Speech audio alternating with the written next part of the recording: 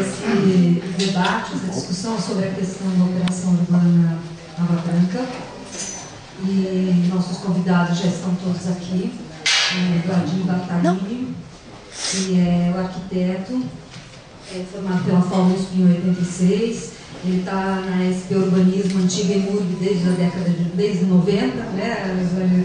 Ele ocupa hoje a Superintendência de Desenvolvimento da SP Urbanismo e coordenou a elaboração do plano urbanístico da operação urbana. Portanto, ele tem todas as ele é a principal pessoa para poder apresentar essa operação urbana para nós. É o Mister Operação Urbana. Né? Já é cirurgia urbana. Plástica, né?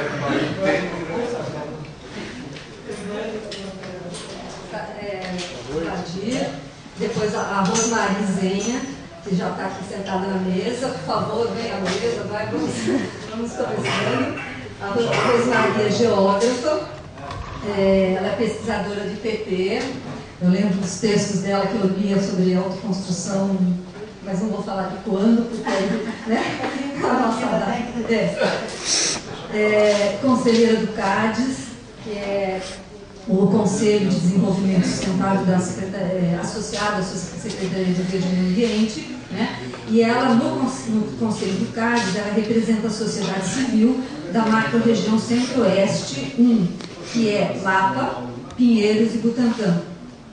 O Eduardo Nobre, que é professor da faculdade da FAUSP e da Anhembi Morumbi, e Nabil Ronduque, vereador, professor da FAUSP, atualmente professor titular, né, desde a semana passada.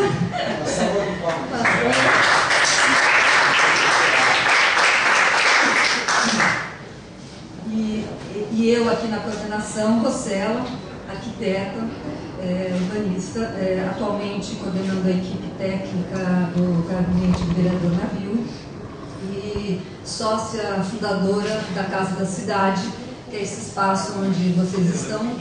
Não sei se todos já aqui estiveram. O objetivo da Casa da Cidade é promover, ter esse espaço que é múltiplo, com promoção de debates e cursos em cima de questões de política urbana, questões que são candentes na sociedade, e essa associação ela é sustentada por meio de sócios que mantêm essa casa ao longo dos últimos 10 anos, né? Nós já fizemos 10 anos de Casa da Cidade, quase. 8 anos da Casa da Cidade. Antes era a Casa da Rua. Então, como sobrevivemos de mensalidades dos sócios, há uma caixinha de doações que as pessoas ficam com vergonha de passar, mas qualquer contribuição para a manutenção da casa é sempre absolutamente bem-vinda e humildemente aceita. Então, o objetivo dessa reunião, nós havíamos pensado na organização dessa discussão sobre a operação urbana Água Branca já há um certo tempo, e há também já previsto outras audiências públicas chamadas pela Comissão de Política Urbana Metropolitana e Meio Ambiente. A operação urbana, ela está com o projeto de lei na Câmara, já foi aprovada em primeira, requer audiências públicas antes da aprovação da segunda, e nós estamos justamente nesse meio tempo, ou seja, discutindo, tentando conhecer melhor a operação, pensando nas possíveis, se há necessidade de modificações e que modificações são essas, para que isso seja feito antes da segunda votação, certo? Então, as audiências públicas da Comissão de Política Urbana já tem datas marcadas. Uma é ainda nesta semana, no dia 16, às 19 horas na Uninove, portanto, na área da operação urbana, né? Depois tem uma outra, dia 22 de maio, às 9 horas da manhã, que é uma operação da Comissão de Finanças, porque além do plano urbanístico, a operação urbana tem características financeiras específicas que precisam ser debatidas. E dia 6 de junho, às 19 horas, uma outra audiência pública da Comissão de Política Urbana, no plenário lá da Câmara Municipal, às 19 horas. Então, são 3 audiências já marcadas, e esta daqui, e esta conversa, essa discussão aqui na Casa da Cidade, ela tem bastante o objetivo de a gente conhecer melhor essa operação, pensar, aprimorar o nosso conhecimento, ouvir as pessoas que estão aqui, para a gente poder fazer com que esta fase antes da votação ela seja efetiva e a gente contribua para um aprimoramento da operação. Então, eu vou pedir a segunda, desculpe, a primeira é na Uninove, dia 16, a segunda é dia 22, na Câmara Municipal, às 9 horas da manhã. É a comissão chamada pela Comissão de Finanças. E depois, dia 6 de 6, também na Câmara, às 7 horas da noite. Tá? Nós pensamos na seguinte organização. Vladir começa apresentando a operação, e eu pediria a ele que pensasse nas principais questões que precisam ser apresentadas, né? Na medida em que alguns já ouviram, mas assim, todo o plano urbanístico talvez demore 3, 4 horas para serem apresentados, então há questões essenciais. Nós pegamos ali do lado do zoneamento ainda de 79, do mapa de 79, do zoneamento de 72, tem 2 plantas da operação, uma que divide a operação em setores. Acho que é interessante explicar essa questão dos setores, qual é a diferença entre eles, quais são as principais características da proposta urbanística. A Rosmari, eu pediria que na sua fala você nos ilustrasse a questão das discussões que aconteceram no CADES e, particularmente, quais foram as questões exigidas para a licença ambiental prévia. E o que acontece se não seguir a licença ambiental prévia? Eu acho que essa componente urbanística é importante e seria bem interessante se você pudesse dar um ganchinho nessa questão. E o processo participativo também. Claro, você pode falar de tudo que você quiser, mas se você também puder levantar essa questão do que foi solicitado e a importância dessas questões, seria bacana. O Eduardo e o Navio, eles estão como debatedores, né? Os dois técnicos aqui da direita, eles participaram amplamente de todo o processo e, portanto, eles nos contam desse processo nos seus diversos aspectos. O Eduardo, como professor e também uma pessoa que pensa a questão das operações urbanas, poderia nos dar um contraponto sobre a questão do que é como a operação concentra investimentos, como essa questão está colocada, e se na exposição que você ouve, você vê avanços, ou ela está dentro da ótica mesmo de todas as operações. E na Bio, também, depois na sua fala, se você puder também apontar quais são as questões de mudanças em relação às operações urbanas anteriores, que já estão vigentes, né? Que eu acho que isso é importante nessa leitura que a gente precisa fazer desta operação. Lembrando que quando o plano diretor de 2002 foi votado, já existiam 3 operações urbanas em vigor. A Operação Urbana Centro, a Operação Urbana Faria Lima, que depois foi revista para virar a Operação Urbana Consorciada, e a Operação Urbana Água Branca, que é a primeira revisão que se faz para que ela se torne uma Operação Urbana Consorciada. Né? E a Operação Centro, que nunca foi revista, mas que talvez tenha chegado o momento de a gente repensar nessa questão da operação urbana. Então, eu, depois da mesa, eu abrirei a palavra. Eu acho que, não sei quanto tempo cada um precisa, mas são 7h30, acho que a gente tem até umas 9 horas, não sei, 9, 9h30 máximo, para fazer todas essas rodadas e abrir a palavra para o público. Obrigada. Boa noite a todos. Queria agradecer a Casa da Cidade, ao Sérgio, pelo convite para mostrar o projeto dessa operação urbana. Essa operação tem uma particularidade, talvez. Ela foi praticamente desenvolvida internamente à prefeitura.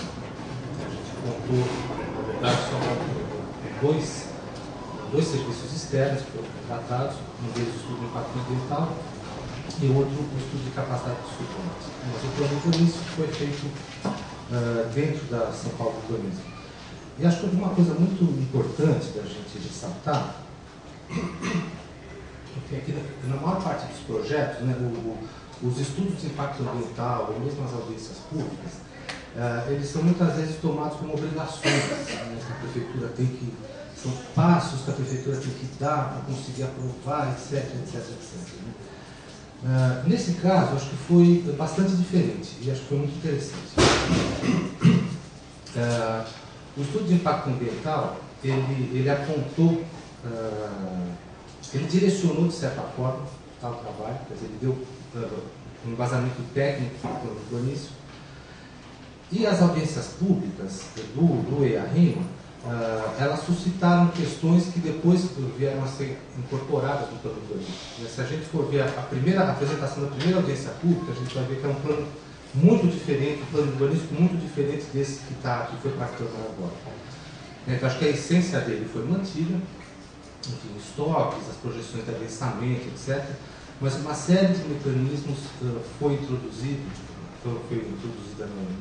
no projeto de lei por conta das audiências públicas. Ao longo da apresentação eu vou tentar mostrar para vocês aonde que isso aconteceu.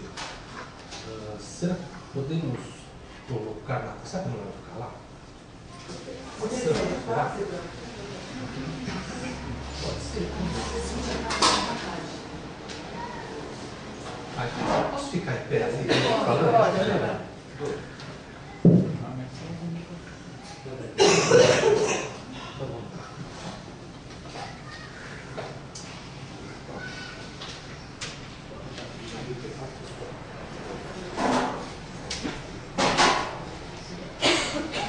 Assim fica mais fácil. Então vamos lá, se faltar um pouquinho, por favor. Então vamos lá. São muitos slides, vou passar muito rapidamente sobre isso. Isso é só um contexto, né, de uma operação urbana e a relação que ela tem com o arco do futuro. O arco do futuro não, desculpa, o arco Tietê, que é uma parte do arco do futuro. Então ela está ali quase que no miolo do arco Tietê. Por favor. Essa é a rede planejada de metrô e de trens, dentro da região. Por favor. Isso daqui é um slide interessante. Em amarelo é o sistema estrutural, em branco é o sistema coletor. Então a gente vê com muita clareza que boa parte da área da operação urbana não tem um sistema coletor, ele não tem um sistema de vias locais nem coletor, ele é bem servido desse sistema estrutural. Mas o que isso quer dizer? Muito mais do que dificuldade para passar carros, aqui, a dificuldade das pessoas andarem dentro. E se a gente pensar que temos duas linhas de trem, uma linha de metrô existente, uma linha de metrô projetada e uma área plana, andar a pé de bicicleta nessa região é o que há. Né? Então a gente precisa abrir essas grandes palmas, ela precisa se tornar permeável, tá? Não só para o carro, mas para o pedestre também. Essa é uma foto aérea, já um tantinho desatualizado, mas a gente vê, ela está dividida em duas porções bem distintas. Ao sul da ferrovia, aqui está a ferrovia, que está a estação Barracão do metrô, aqui a gente tem Perdizes, Pompeia, tem uma característica. Né?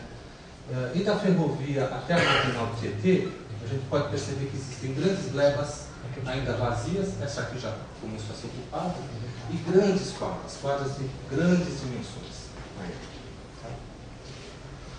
Algumas fotos da área, a gente vê que ela ainda é predominantemente horizontal, muitos galpões, algumas fábricas.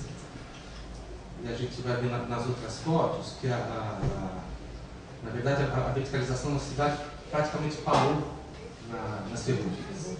Podemos passar?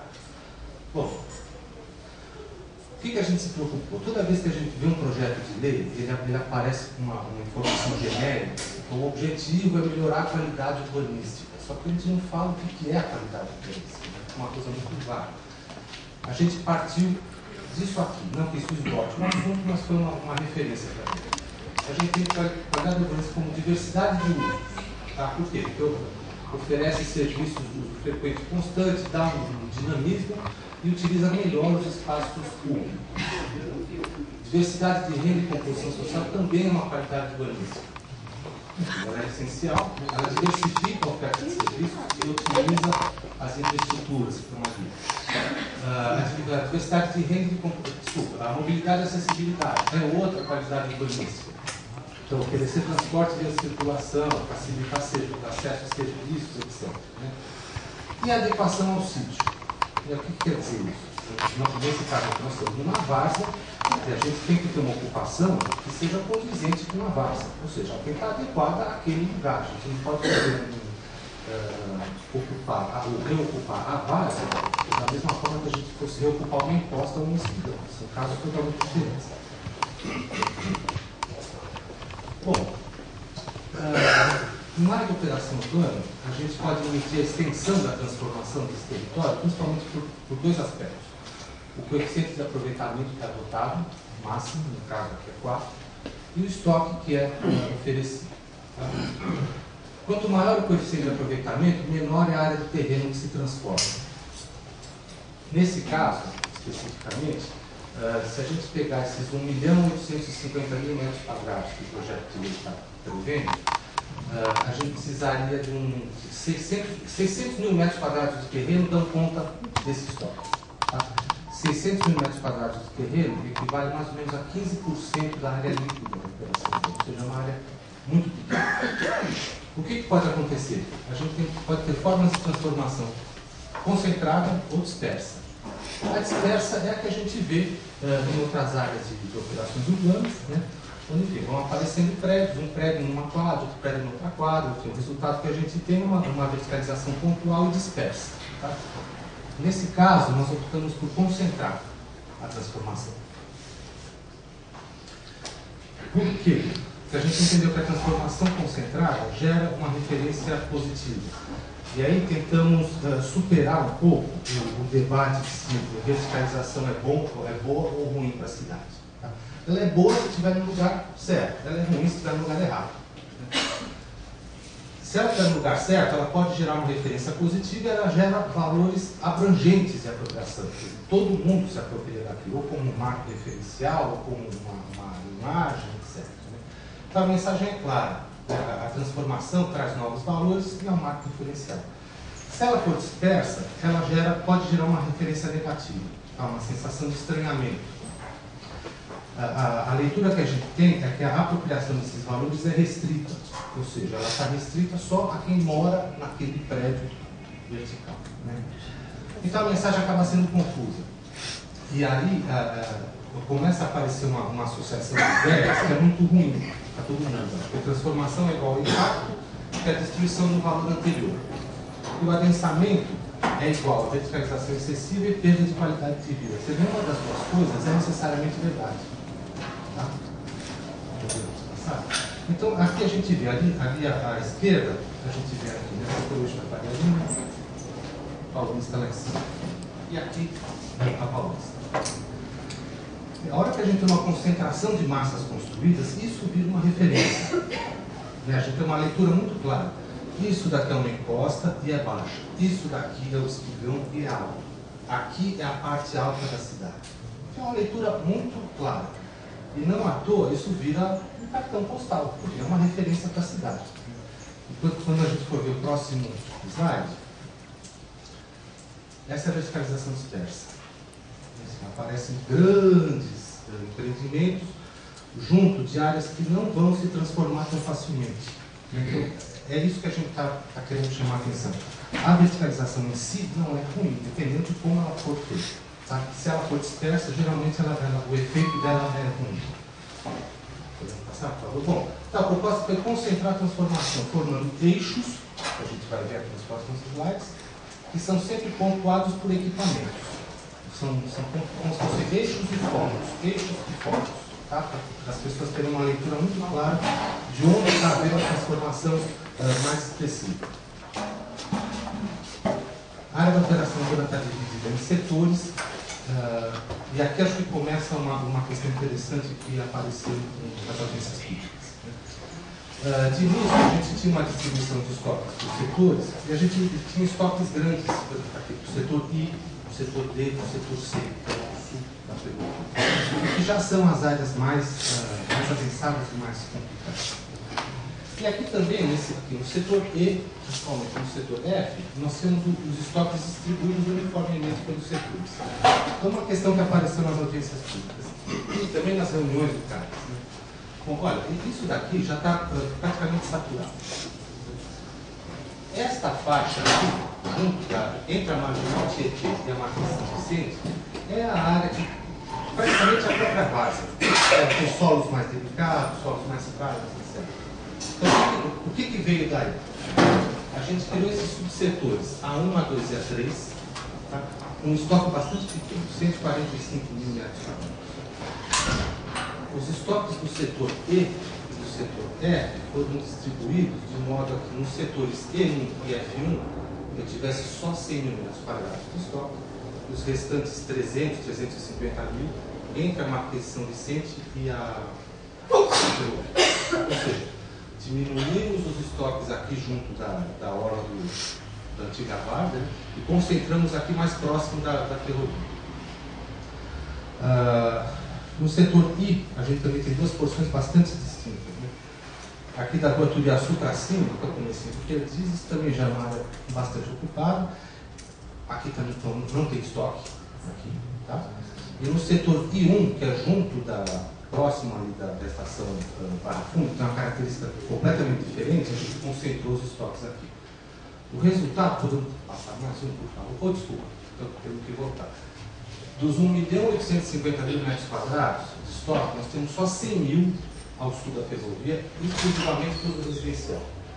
O restante está distribuído pelos setores entre a ferrovia e a marginal do Tietê, ou seja, uma primeira alocação de estoques. A grande maioria do estoque está no tá?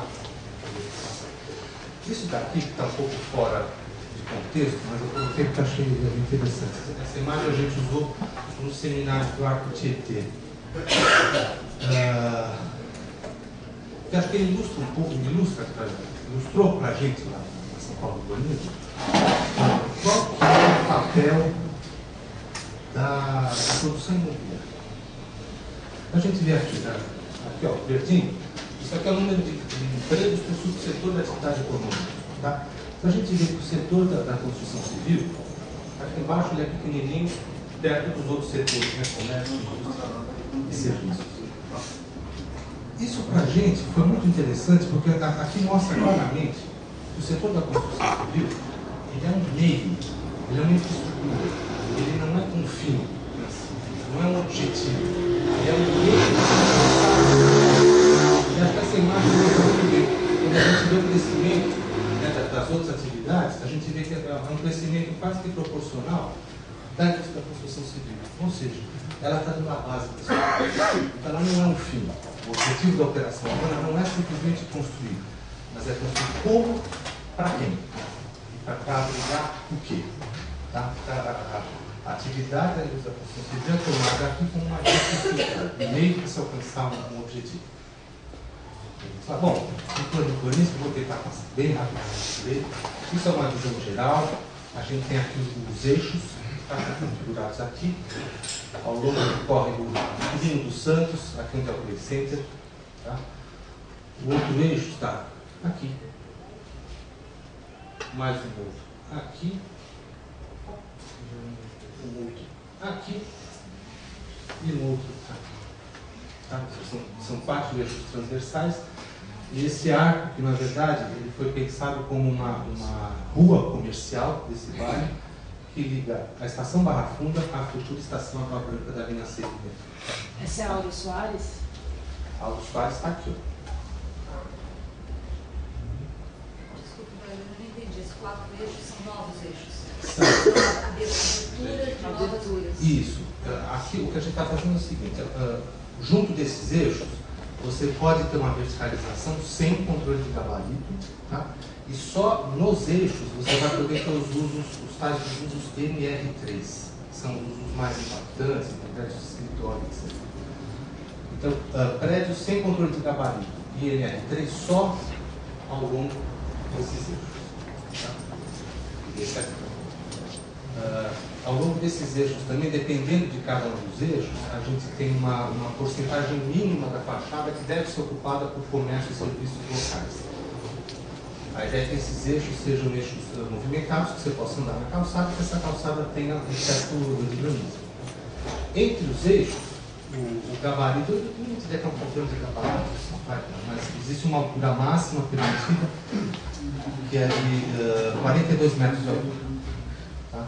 Que é mais ou menos, corresponde mais ou menos a um prédio de 14 andares, que durante muito tempo foi o nosso teto aqui em São Paulo. Os tempos para cá, isso cresceu bastante. Enfim, a ideia é que, por oposição, a gente tivesse esse destaque da paisagem.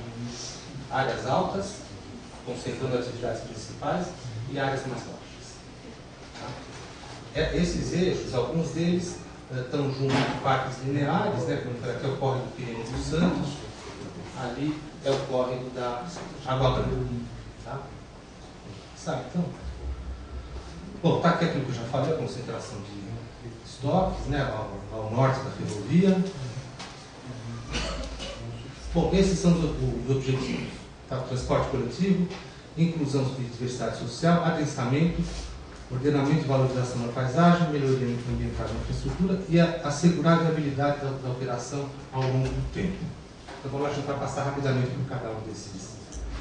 Eu vou dar um toquinho. Bom, que meios que a gente tem, tá, para tentar alcançar o primeiro objetivo, que é o transporte coletivo? Faz parte do programa de investimentos a operação urbana destinar algum recurso para sistema de transporte, seja de média e de alta capacidade. O projeto de lei não define isso. Tá? Controlar a oferta de vagas de estacionamento. Tá? A gente tem aí uma tipologia, um pouco mais para frente, que é chamada de tipologia incentivada. Eu vou explicar por quê. Nessa tipologia incentivada, o máximo é uma vaga de garagem por unidade. Nas tipologias que não são incentivadas, que a gente chama de tipologia livre, no máximo 2 vagas por unidade. Nos prédios de escritório, no máximo 1 vaga para cada 50 metros quadrados, não mais de 35. Tá? Então aqui já tem uma diferença em relação à legislação que a gente está acostumado, ela sempre estabelece um mínimo de vagas. Aqui a gente está estabelecendo um máximo. Tá? Romper as quadras de grandes dimensões, tem que fazer o plano de melhoramento dos públicos, que é a prancha de baixo ali, tem a abertura de uma série de ruas, que nenhuma delas são de estrutural, tá? Todas elas têm porte de coletoras locais, um dimensionamento já bastante diferente do que a gente está acostumado a ver. Fazer um cortezinho. E dimensionar e qualificar os passeios públicos. Sabe? Então, o que isso inova? Não é obrigado a oferecer vaga de estacionamento. Quem quiser fazer um prédio sem vaga de estacionamento, pode fazer isso. Hoje, pela legislação normal, tem uma área máxima de vagas para não residencial e um máximo gratuito de 2 vagas para residencial. Mas, se alguém quiser construir 3 vagas, por exemplo, vai ter que pagar por isso. E essa área de estacionamento vai sendo descontada do estoque não residencial. E o sistema de circulação está dimensionado para pedestres e para ciclistas. Então o que a gente vê, está aqui em marrom escuro, é a abertura dessas vias locais desse sistema coletor, tentar romper essas grandes quadras. Um pouquinho para frente.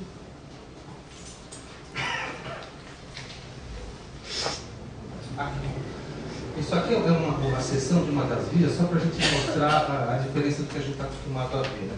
Bom, nenhuma rua nova que vai ser aberta aqui vai poder ter menos do que 4 metros de largura de passeio. Vai ter uma via local, vai ter que ter no mínimo 4 metros de largura de passeio. Essas seções são de vias de maior porte, né? Que a gente chega a 9,5 metros, são lá 6 metros, são coisas bem mais generosas para o passeio. Podemos passar. O que tem se chamado ultimamente de fachada ativa é o seguinte: essa é outra questão que veio dos debates do plano diretor, do VAR. Bom, estamos numa região de várzea, lençol freático muito alto, e a gente sabe que não é um problema de engenharia escavar subsolos para fazer garagem. Isso se resolve facilmente. Qual que é a consequência disso numa região de várzea? Eu moro aqui perto e eu vejo isso. Quer dizer, a gente tem aquele bombeamento de água frequente, né, que não para. Isso é um aspecto técnico muito ruim. O outro, por que a gente vai tornar um empreendimento mais caro, escavando subsolos, fazendo paredes de contenção, se um dos objetivos é exatamente atrair um público de renda média? Então, o que eu pensava aqui? Só vai poder escavar um subsolo, as garagens vão poder estar no sobressolo, mas com essa condição. As garagens em sobressolo, que seja essa manchadora aqui, não podem fazer contato direto com o passeio. Tá? Entre a garagem e o passeio, eu tenho que ter algum tipo de construção, seja uma loja, seja o mesmo equipamento do próprio condomínio, ou um recuo maior arborizado. Tá? A intenção é que a gente comece a conformar ruas mais ou menos com esse jeito aqui. Nos primeiros pavimentos, a gente pode ter garagens, comércio, serviços, etc., calçadas maiores arborizadas, as pessoas andando, e os volumes superiores um pouco afastados. Tá?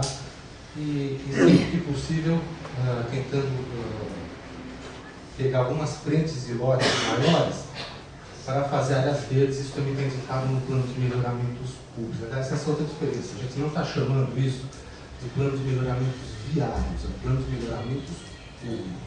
Tá? Sistema viário, e área institucional e área verde. Tá? Já estão indicados no projeto de lei. Então a ideia é que aqui surjam essas tais fachadas ativas. Por que isso é importante? Porque gera essa ocupação junto ao térreo, né? Convidando as pessoas a andar, quer dizer, as pessoas andando mais na rua, elas se tornam mais movimentada, mais dinâmica, mais segura, etc. A gente espera que isso, uma coisa, alimente a outra. Vou passar. Bom, os efeitos são esses que eu estava referindo agora. Né? Podemos passar. Inclusão e diversidade social. Vamos lá. Bom, viabilizar a construção de habitação de interesse social. O que está sendo proposto é que no mínimo 15% dos recursos sejam aplicados na construção de habitação de interesse social. Já no plano urbanístico, na minuta do projeto de lei, já existem 2 áreas previamente indicadas para a construção de habitação de interesse social. Tá? Então já tem reservados, entre aspas, mais ou menos 40 mil metros quadrados de terreno para a HRS. Com o passar do tempo, essas áreas podem aumentar. Você pode usar dinheiro da operadora para desapropriar terreno, construir outras HRS. Essa área sai com 40 mil metros quadrados. Induzir a criação de produtos mais acessíveis. Tá? Ou seja, mais voltado para uma renda média baixa. O que a gente tentou foi fazer uma tipologia, essa tipologia que a gente chamou de incentivada, que ela tem no mínimo 40, no máximo 45 metros quadrados de área computável, no máximo um sanitário, no máximo uma vaga de garagem. Empreendimentos com unidades de diversos tamanhos para diversas rendas. O que isso quer dizer? Nós adotamos no projeto de lei uma ideia da cota máxima de terrenos por unidade, não da cota mínima, como a lei também atual estabelece. O que isso quer dizer? Num determinado terreno, o empreendedor vai ter um mínimo de unidades que ele vai ter que fazer. Tá? É uma espécie de uma meta de avançamento, ele vai ter que cumprir essa meta. Quanto mais unidades ele constrói dentro do mesmo empreendimento, mais vantagens ele tem, mais incentivos ele tem. Vou mostrar mais para frente quais são esses incentivos. E estender os benefícios para a área externa da operação urbana também. Né? Então, o projeto de lei propõe que se usem recursos da operação urbana para a reurbanização de favelas e construção da operação de interesse social na área de influência direta da operação, não só no núcleo. Tá? Então, acho que isso pega um pouquinho para norte, comecei o bairro do Limão e Casavetes também. Tá? Podemos passar. Bom, isso que eu acabei de falar. Aqui nessa tipologia incentivada, foi um tema bastante difícil de chegar aqui. O que a gente estava buscando aqui? Induzir a criação de uma tipologia que agregasse o menor valor possível e tentar se livrar esse apartamento de tudo que a gente considerou supérfluo. Enfim, focar na unidade. Se alguns prédios antigos que a gente vê, enfim, que não tem área de lazer, você tem só o seu apartamento ali, pronto, você mora ali e não tem mais nada. Né? Foi uma tipologia muito usada em São Paulo que nas últimas décadas a gente deixou de lado. Então, nós estamos tentando reinventar isso daqui. Podemos passar. Bom, as áreas para os programas habitacionais. Uma delas é aqui, onde hoje é uma área de carros apreendidos pela CET, né, na esquina da Nicolas Boy com a Marquês São Vicente, é uma área da prefeitura. A outra seria aqui nessa área chamada de Gleba Pompeia, tá? Onde está sendo, a gente está forçando a barra do parcelamento dessa gleba, né? E também está no projeto de lei que uma das condições para a implementação desse plano urbanístico é que pelo menos 20 mil metros quadrados de terreno sejam repassados para a prefeitura, tá? Para a implantação de programas habitacionais. Aqui. Então a gente tem mais ou menos 20 mil metros aqui e 20 mil metros aqui, tá? De início. Onde essa área da CET, ao lado das áreas dos centros esportivos. Isso. Essa isso, na frente das expertises. A expertise está aqui, ó. Tá? Bom, as passagens sobre o rio. Então, além de poder usar dinheiro para habitação de interesse social na margem norte, vai poder usar recursos também para a construção de passagens, tá?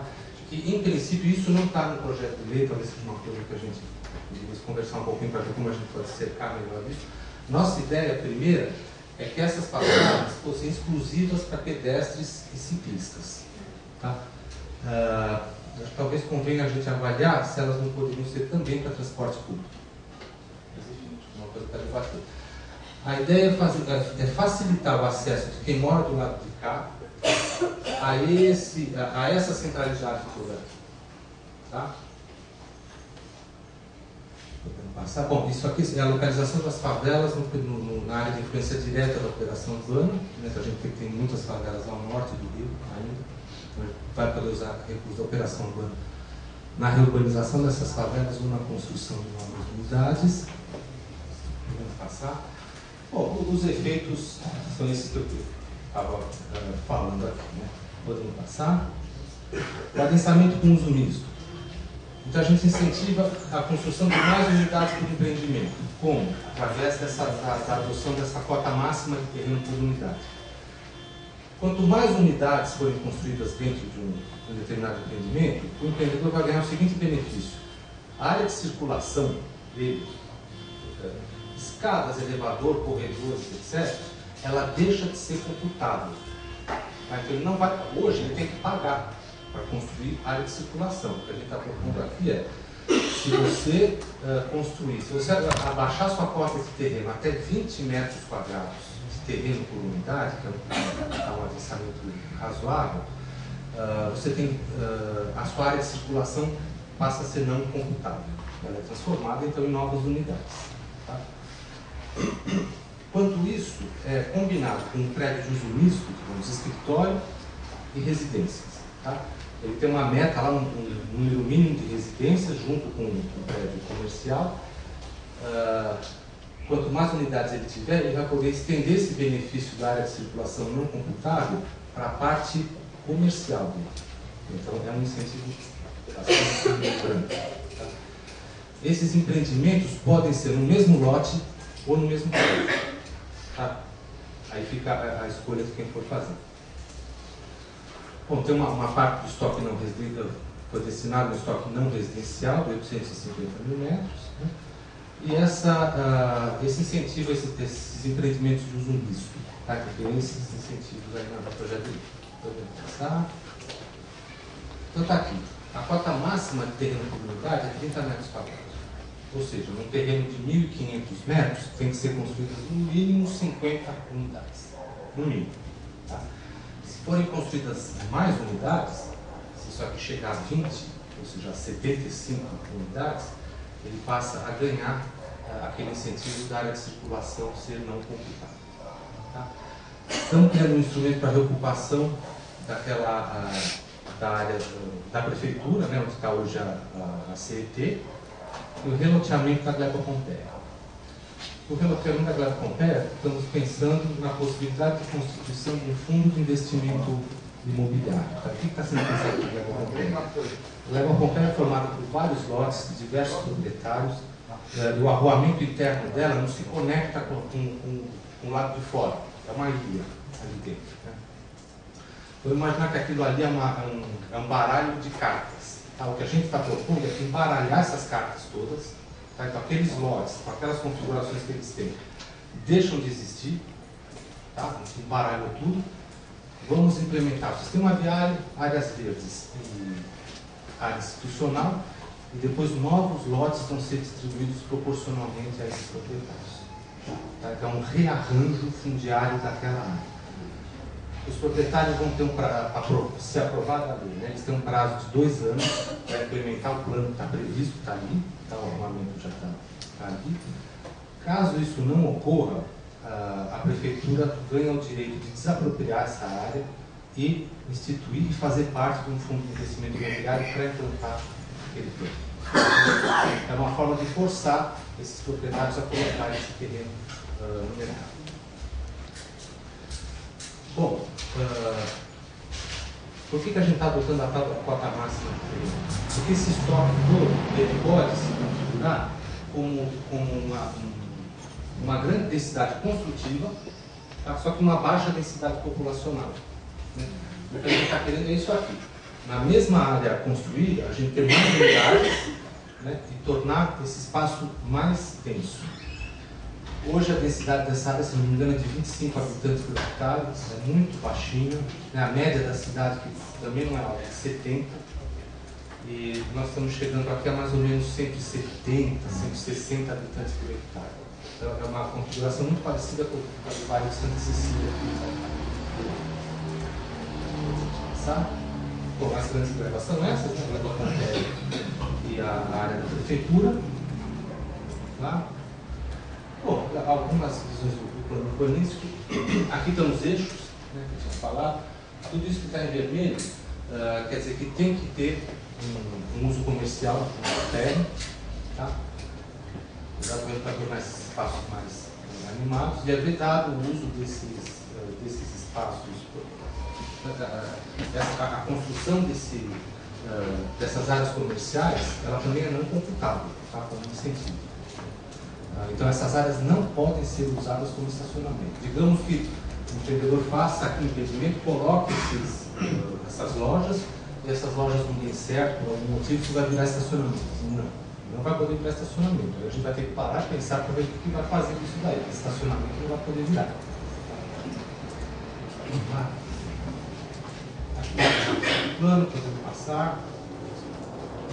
Bom, os efeitos que eu tinha falado, né, aquela área da prefeitura, isso aqui eu não estou falando do centro de treinamento, tá? É um caso à parte.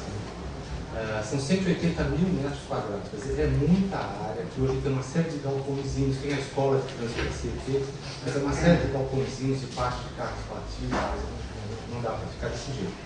A Gleba Pompeia são 240 mil metros quadrados. Podemos passar. Bom, o ordenamento de valorização da paisagem, então, usar a verticalização para formar referências. Tá? Então, não somos contra a verticalização, desde que ela esteja no lugar certo que ela gere referência. Criar regras para dinamizar os espaços públicos e a fachada ativa, das calçadas mais largas. Valorizar córregos e afluentes fluvial do Tietê. Como tinha falado, 2 dos eixos estão ao longo de córregos, esses córregos devem permanecer destamponados e revalorizados. É como se a gente falasse assim, estou fazendo isso aqui mais alto para chamar a atenção que aqui tem um córrego, o córrego está lá. A gente vê e pode conseguir chegar perto. E valorizar os elementos referenciais da Serra da Cantareira e do Espigão Central. Passar? Bom, então, como é que a gente faz? Define os eixos de verticalização. Controle de gabarito, tá? Taxa de ocupação e uso em função da localização. A taxa de ocupação máxima é de 70%. Tá? Promoção da fachada ativa. E os parques públicos estão sempre voltados, ou a maior parte deles está voltada no sentido do norte e sul, exatamente para criar essas frestas na paisagem. Tá? Para você ver a serra de um lado e ver o Espigão do outro. Passar. Aqui de novo, né, são os corredores. Podemos passar mais um, por favor. E esses são os eixos. Né, podemos passar, eu tenho uma série de imagens, né, cada um dos eixos. Eles estão praticamente todos nesse sentido norte-sul. A ideia é criar janelas e aproveitar que essa área aqui. Pode passar. Como isso tudo aqui ainda é predominantemente horizontal, na hora que a gente concentra a verticalização nesses eixos, a gente deve manter boa parte desse espaço entre eixos ainda abaixo. Então a sensação de amplitude deve permanecer. E junto desses eixos aqui, né, a gente vê essas aberturas nesse sentido norte e sul. Aqui aproveitando da área verde ali do Jardim das Perdizes, junto com a área dos CTs, né, do Centro de Treinamento. E aqui temos o parque, abertura, parque, abertura. Vamos começar. Bom, então é isso. Concentra as áreas de transformação e evita a verticalização expressa. Tá? A ideia é essa. Como eu tinha falado, só 15% dessa área deve se transformar. Então a gente tem que, de alguma forma, melhorar o conceito entre o que transforma e o que não transforma. Então a gente tem uma sinalização muito clara. O que vai transformar? Ao longo dos eixos. Entre os eixos, a gente vai ter mais um processo de renovação do que de transformação. Tá? E a ideia fundamental é essa, que o desenho urbano agregue valores abrangentes. Tá? E não só um valor econômico para o empreendedor, para o comprador daquele empreendimento. Já está no finzinho. Tá? As melhorias ambientais, ampliação de áreas verdes públicas. A gente vai ter um incremento, está proposto um incremento de 320 mil metros quadrados de áreas verdes públicas e lazer efetivo, tá? Então não estamos contando ali a rotatória, essas coisas estão fora dessa conta. É praça e parque. Tá? Já existe uma reserva de áreas institucionais, algo da ordem de 60 mil metros quadrados, para abrigar os primeiros equipamentos. O controle da ocupação dos subsolos, é um subsolo só. A melhoria da drenagem, quer dizer, hoje a gente tem já uma obra contratada aguardando licenciamento para duas das bacias maiores, né, Sumaré e Água Preta. E o projeto de lei continua com o objetivo de fazer obras de drenagem para os outros córregos que compõem, que estão ali dentro da área da operação de zona. Tá? A abertura da lei de vez e ampliação das áreas institucionais. Foi feito também, por conta dos debates nas audiências públicas. O pessoal falou bastante, mas e as áreas públicas, e as áreas institucionais, como é que a gente faz? Então a gente aproveitou que tínhamos um contrato ainda em vigor com a empresa que fez o EARIM e pedimos uma complementação para eles fazerem uma estimativa de que equipamentos seriam necessários. Tá? Esse estudo está aí, a Rosmarie está me pedindo esse estudo há meses, há anos. Eu trouxe ele finalmente, mas eu esqueci o CD no carro, acho que eu estou querendo entregar, mas ele está aí. Já tem um dimensionamento de quantas novas escolas, UDS, etc. Tá? Vamos lá? Bom, então essas áreas públicas estão definidas no plano, é um plano de melhoramentos públicos, não só viário. Os principais núcleos institucionais também. As novas ruas estão em maior quantidade, e aqui eu ressalto novamente. Ruas em quantidade não é só uma questão de aliviar trânsito. Tá? Rua é por onde passa pedestre, ônibus, ciclista e automóvel também. Tá? Então a gente precisa ter abertura, as pessoas precisam poder circular nessa área. Os passeios são mais largos, só pode ser construído no subsolo. Aqui estão as áreas institucionais, tá? Então, dentro daqueles 180 mil metros quadrados de área da prefeitura, uma parte também destinada para equipamento. O Jardim das Perdizes já destinou uma área de 12.500 metros quadrados aqui para equipamento. Dentro da Gleba Pompeia também, tá? Estamos prevendo no plano de melhoramentos públicos as áreas. Elas não estão claramente definidas, elas têm manchas, pessoal. Dentro dessa mancha vai ter o equipamento. Tá? Na hora de fazer o projeto de equipamento, a gente vai ver em que posição que ela está. Esses são os primeiros. Aqui uma ilustração do que a gente está entendendo que podem ser essas bordas dos córregos, né? São áreas inundáveis, a gente vê aqui os terraços, né? Quando está seco as pessoas podem ocupar, quando chove isso aqui é área de inundação, isso sobe e retém a água. Vamos lá. Aqui, o sistema térmico passa de 16% para 25%. Isso deve ser lido como facilidade de locomoção. Tá? Vamos lá, mais uma, acho que é o último. Vai assegurar a viabilidade ao longo do tempo. O que é isso daí? Adequar os incentivos para induzir a ocupação desejada. A gente fez um trabalho muito interessante junto com os procuradores da Secretaria de Desenvolvimento Urbano, que era pegar tudo que existe na lei de zoneamento, que de alguma forma trava aquilo que a gente está querendo aqui. Então nós fomos em artigos ali de 79, 77, encontramos, por exemplo, algumas coisas assim. Hoje o empreendedor é obrigado a oferecer áreas de lazer, de convívio social dentro do... O que isso quer dizer? Então não é à toa que aparece espaço gourmet, sauna, enfim, um monte de coisas que ele é obrigado a colocar. O que a gente está fazendo aqui é o seguinte: você não é obrigado a colocar. Você quer colocar? Você coloca, você não é mais obrigado. Tá? A ideia é que ele ofereça um produto mais enxuto, mais barato, mais acessível. Tá? O que a gente está querendo dizer é o seguinte: com esse incremento de áreas verdes, espaços públicos, a gente está falando o seguinte, e mesmo com a fachada ativa, não precisa ter a sua academia dentro do prédio. É melhor que essa academia se localize fora, de frente para a rua. Não precisa ter área de lazer dentro do prédio. Use o espaço público que está sendo projetado. Tá? E com isso, use a construção dessa tipologia incentivada. Tá? Então a gente desobriga o empreendedor a fazer isso.